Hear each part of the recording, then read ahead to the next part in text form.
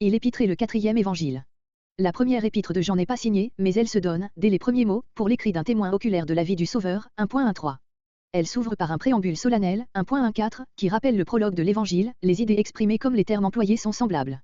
Des rapprochements avec l'Évangile se présentent à chaque ligne de l'épître, même langage inimitable dans sa limpide simplicité et sa sublime grandeur, même marche de la pensée qui revient sur elle-même et s'élève graduellement comme dans une spirale, Jean 1.1, première note, même profondeur du sentiment religieux et même contemplation intuitive de la vérité qui pénètre jusqu'à ce qu'il y a de plus intime dans la communion de l'âme avec Dieu. Dieu, le Fils de Dieu, les enfants de Dieu, la foi, l'amour de Dieu et des frères se confondent aux yeux de l'auteur en un tout qu'il considère avec un cœur profondément pénétré des besoins spirituels de son Église. Jean se meut en un cercle autour de l'unique objet de sa contemplation, et les mêmes choses se présentent plus d'une fois à ses regards sous le même aspect. Ces répétitions qui semblent, au premier abord, une grande imperfection, ne sont donc peut-être qu'une perfection d'un ordre supérieur. F. Sérémine, Soirée d'un pasteur, traduit de l'allemand. Neuchâtel, 1844. Rempli des enseignements de son maître, le disciple est transporté par eux à une hauteur d'où la vie en Dieu lui apparaît dans un contraste absolu avec la vie du monde. L'homme est dans la lumière ou dans les ténèbres, dans la vérité ou dans le mensonge, il aime ou il est dominé tout entier par l'amour du monde ou par l'amour du Père, il est enfant de Dieu ou enfant du diable, dans la vie ou dans la mort. Les mêmes antithèses absolues se retrouvent dans l'Évangile, 1.5, septembre 2011, 3.19-21, 8.12 et suivants, etc. Dans les deux écrits, elles s'expriment en des termes qui ne se trouvent pas ailleurs, vie, vie éternelle, lumière, vérité, synonyme de sainteté, faire le péché, l'iniquité, la justice, être de Dieu, du monde, être né de Dieu, demeurer en lui, garder sa parole, ses commandements, voir Dieu. Ce qui leur est commun également, ce sont certaines habitudes de style, celles, par exemple, qui consistent à exprimer une pensée tour à tour par l'affirmative et par la négative, il déclara et ne nia point, Jean 1.20, nous mentons et nous ne pratiquons point la vérité, 1 Jean 1.6. Enfin les enseignements des deux écrits concordent généralement. Jésus-Christ est la parole, la vie de Dieu manifestée aux hommes, 1 Jean 1.12, comparé Jean 1.14, 14, il est le Fils unique de Dieu, 1 Jean 4.9, Jean 1.18, pour aimer vraiment Dieu, nous devons garder ses commandements, 1 Jean 2.4-6, comparé Jean 14.21-24, et surtout le commandement nouveau de l'amour fraternel, 1 Jean 2.7-11, 3.14 et suivant, comparé Jean 13.34, reconnaître ou nier le Fils, c'est reconnaître ou nier le Père, 1 Jean 2.23, 1 Jean 4.14-15, comparé Jean 5.23. Jean 8.19, Jean 12.44 et suivant, 14.6, 7, l'Esprit procure la connaissance, 1 Jean 2.20-27, comparé Jean 14.26, 16.13, le monde ne connaît ni Dieu ni ses enfants, 1 Jean 3.1, Jean 16.3, Jean 17.25, péché, c'est obéir au diable, auteur du péché, 1 Jean 3.8, Jean 8.44, Dieu a manifesté son amour par le dos de son Fils, 1 Jean 4.9, Jean 3.16, le Fils a montré son amour par le dos de sa vie, 1 Jean 3.16, Jean 15.12-14, en lui nous avons la victoire sur le monde, 1 Jean 5.4-5, Jean 16.33. Celui qui a le Fils a la vie, 1 Jean 5.12, Jean 3.36, nous sommes assurés de l'exaucement de nos prières, 1 Jean 3.22, 1 Jean 5.14, Jean 14.13, Jean 16.23, le but de l'auteur est le même dans les deux écrits, 1 Jean 5.13, Jean 20.31. On relève cependant quelques petites divergences sur lesquelles on s'est fondé pour contester l'identité d'auteur. Ainsi l'emploi de certains termes qui sont propres à l'épître, message, 1 Jean 1.5, 1 Jean 3.11, promesse, 2.25, communion, 1.3-7, iniquité, 3.4, justice, 3.7, le terme de propitiation appliqué à Christ pour caractériser son rôle de rédempteur, 1 Jean 2.2, 1 Jean 4.10, les mots onction, 2.20-27, et semence, 3.9, de Dieu désignant la présence de l'Esprit dans le croyant. Dans l'épître, Christ est appelé notre avocat, grec paraclet, 2.1, dans l'Évangile, 14.16, ce titre est donné au Saint-Esprit. L'épître reproduirait plutôt l'idée de Paul, Romains 8.34. Inversement l'épître porte, l'Esprit est la vérité, 5.6, dans l'Évangile, Jésus dit de lui-même, je suis la vérité, Jean 14.6. Si l'on compare le préambule de l'épître et le prologue de l'Évangile, on voit que dans ce dernier la doctrine de la parole faite chair a atteint son plein développement, tandis qu'elle est seulement ébauchée dans le premier. L'épître parle de la fin prochaine du monde, de la venue d'un antéchrist, précédé d'hommes animés de son esprit, 2.18 et suivant, de l'avènement du Seigneur, 2.28. Ces idées éschatologiques ne sont pas complètement absentes de l'Évangile, 5.28-29, 6.39, etc. Mais elles y sont moins en évidence. Ces différences incontestables s'expliquent par la diversité des sujets traités. On peut supposer aussi que l'Évangile a été écrit plus tard, il présente une pensée plus complètement développée. Avec la grande majorité des interprètes, nous admettons que les deux écrits sont du même auteur. De l'auteur. Si notre épître est du même auteur que le quatrième évangile, il en résulte, à nos yeux, quelle est l'œuvre de l'apôtre Jean, comparez notre introduction à cet évangile. L'insistance avec laquelle l'auteur de l'épître, sans se nommer, affirme sa qualité de témoin oculaire de la vie du Fils de Dieu, 1.13, est un indice à l'appui de cette opinion. Suivant Julie Cher, l'épître aurait été écrite après l'Évangile, pour défendre les enseignements de celui-ci contre les abus qu'en faisaient les gnostiques. Ludbard, dit Briefé des Johannes, 2e édition, page 217, incline aussi à admettre la priorité de l'Évangile. Elle se trouve confirmée par le témoignage unanime de l'ancienne Église, qui a toujours attribué notre épître à l'apôtre Jean. Polycarpe, disciple de Jean, emprunte à notre épître, 4.2, 3, les mots « Quiconque ne confesse pas Jésus-Christ venu en chair est un antéchrist », qui se lisent au chapitre 7 de son épître aux Philippiens, d'après Eusèbe, Histoire ecclésiastique 3, 39, Papias se servait de la première épître de Jean. Le passage de Justin, dialogue 123, nous sommes appelés vrais enfants de Dieu, et nous le sommes, rappelle un Jean 3.1, comparé du même auteur Apocalypse 2.6 avec un Jean 3.8.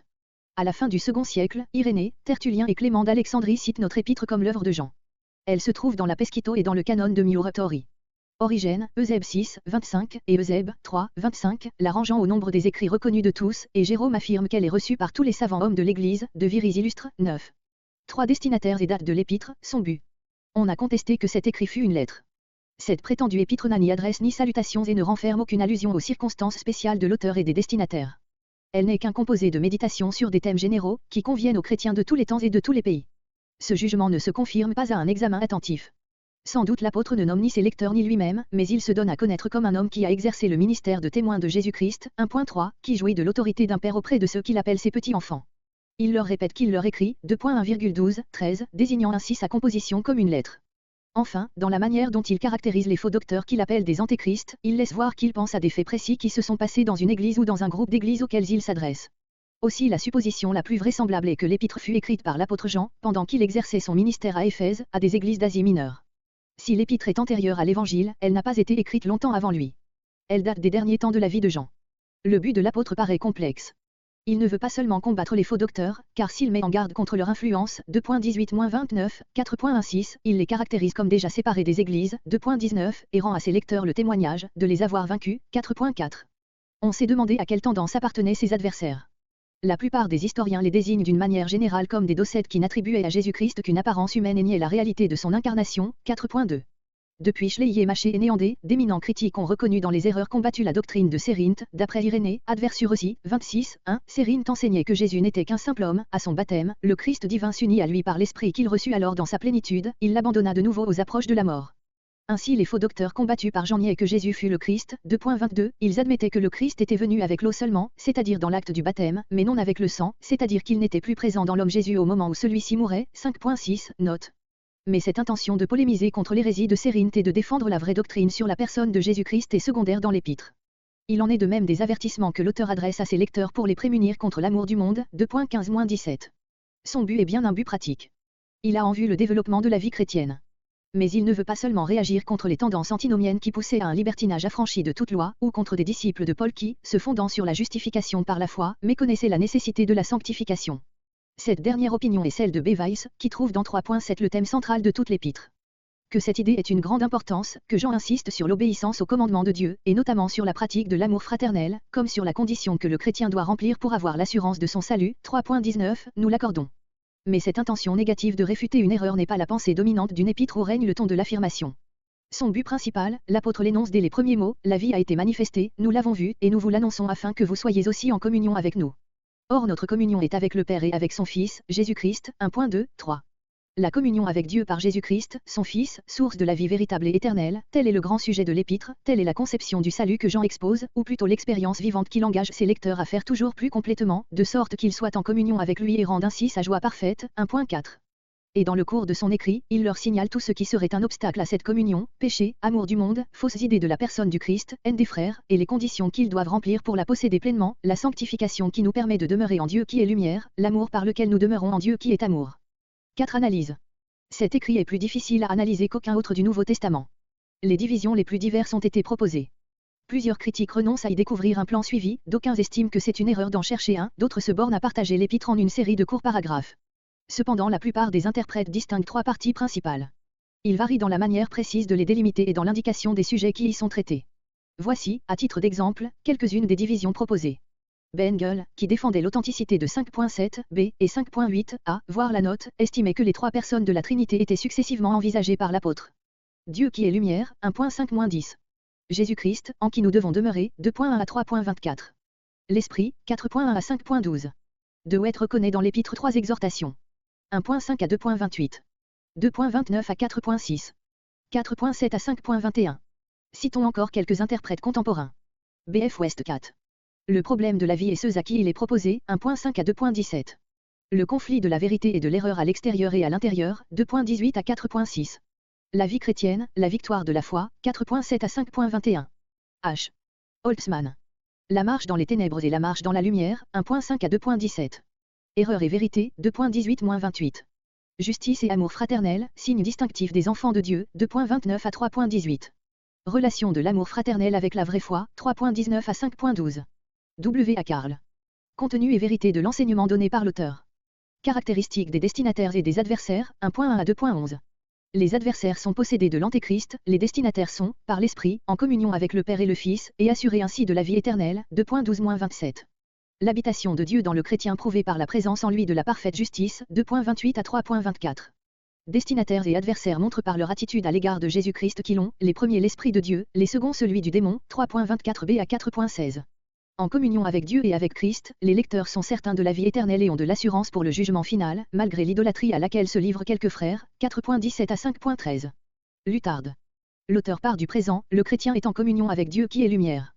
Sa conduite en est déterminée positivement, il marche dans la lumière, 1.5 à 2.2, et pratique le commandement de l'amour, 2.3-11, elle en est déterminée négativement, en vertu de ce qu'il est et de ce qu'il possède, 2.12-14, il fuit l'amour du monde, 2.15-17, et le mensonge des antéchrists, 2.18-27. L'auteur envisage l'avenir réservé aux chrétiens et l'influence que cet avenir exerce sur sa conduite, il est appelé à la sanctification et pratique la justice, n'estimant pas le péché peu de choses, 2.28 à 3.10, il est appelé à l'amour fraternel sans lequel il n'y a ni vie véritable ni vraie communion avec Dieu, 3.11-24. L'auteur revient au fondement divin de la vie chrétienne, l'Esprit de Dieu, l'amour de Dieu, manifesté en Christ, qui fait naître l'amour en nous, 4.7-21. Enfin, de l'amour, il triomphe du monde, 5.5-10, nous met en possession de la vie éternelle, 5, nous assure l'exaucement de la prière, 5.14-17, nous affranchit du péché et du malin et nous unit par Christ au vrai Dieu, 5.18-21. Cette division a le grand mérite d'éviter un certain arbitraire que présentent d'autres essais de systématiser la pensée de l'apôtre. Elle en reproduit la marche avec exactitude et sans lui faire violence. C'est à une division générale presque semblable qu'aboutit F.H. Kruger, dans une analyse approfondie de notre épître. Il y distingue les trois parties suivantes. 1.5 à 2.27. 2.28 à 4.6. 4.7 à 5.12. 1.14 forme le préambule, et 5.13-21 une sorte de post-scriptum de la lettre. Nous ne pouvons reproduire ici cette analyse, et la résumer n'est guère possible. Voici les idées essentielles qui, d'après Kruger, forment les centres autour desquels gravite la pensée de l'apôtre. Le thème de la première partie, c'est « Connaître Dieu », la note dominante de la seconde partie, « Être né de Dieu », ces deux thèmes principaux de la première et de la seconde partie se réunissent, dans la troisième partie, en ce dernier thème, « Aimer », 4.7. L'amour, qui est l'essence de Dieu, est aussi le principe de la vie nouvelle qui constitue le christianisme.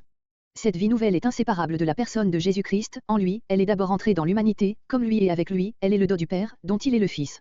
Donc, nier que Jésus est loin, c'est-à-dire l'envoyé du Père, c'est trancher le fil qui rattache la vie nouvelle à Dieu, le principe nouveau et divin ne peut exister, agir et se manifester que dans la vie de celui qui s'attache à Jésus le Christ, mais en un tel il opérera l'épanouissement de l'amour divin. Les principaux développements de la pensée dans l'épître nous paraissent se grouper comme suit. Introduction.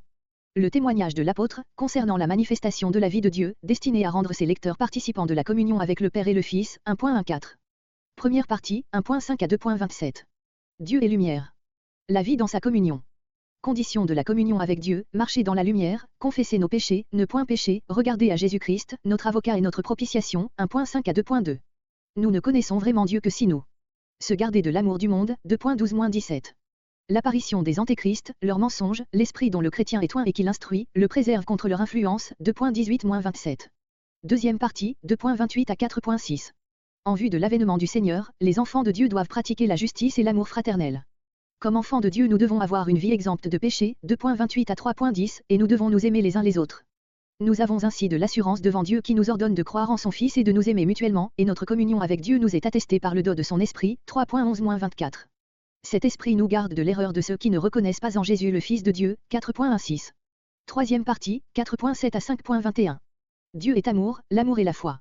L'amour dont Dieu nous a aimés en son Fils, et qui est l'essence même de son être, nous pousse à l'aimer et à aimer nos frères, et nous donne ainsi l'assurance de notre salut, 4.7-21.